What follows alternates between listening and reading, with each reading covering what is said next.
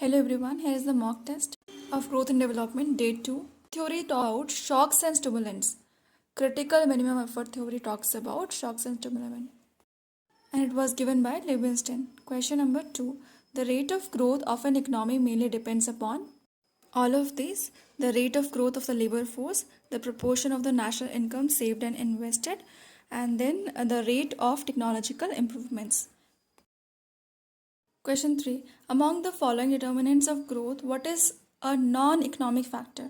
Favorable legislation is a non-economic factor, and others, natural resources, population growth, capital accumulation are economic factors.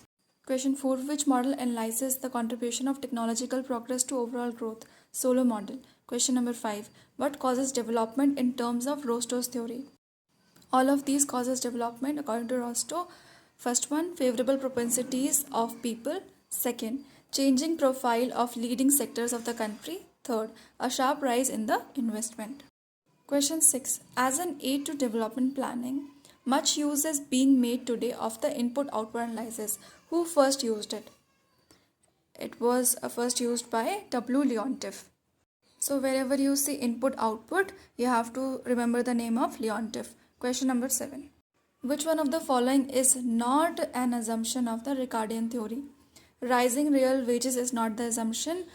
The assumptions of Ricardian theory are fixed amount of land, operation of the law of diminishing returns, and perfect competition.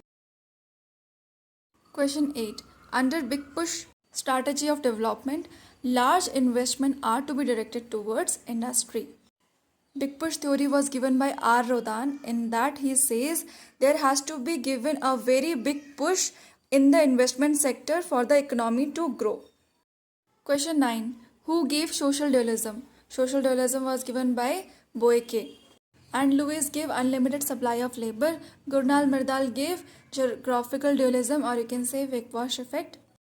10th question. Marx attributed the capitalist crisis to falling rate of profit. 11th question. Mead pointed out 3 principles of growth. Which of the following is not on the list? Devaluation is not on the list. So 3 principles of growth according to Mead are growth of working population, capital accumulation, and technical progress. Question number 12. The book A Theory of Economic Development was written by Schumpeter. 13th question. To achieve full economic growth, Malthus laid special emphasis on the proper combination of production and distribution. So according to Malthus, for full economic growth, the proper combination should be there of production and distribution. 14th question. A strategy of heavy industry is sometimes preferred for a developing economy because it can provide a strong base for the rapid industrialization. 15th question. Takeoff stage is characterized by all of these: rise in the rate of productive investment from 5% to over 10% of national income. Second, development of one or more substantial manufacturing sectors with a high growth rate. Third, quick emergence of a political, social, and institutional framework to enable expansion in various fields. 16th question. Which of the following policy prescriptions for economic growth was suggested by Ricardo? Ricardo suggested free trade in commodities.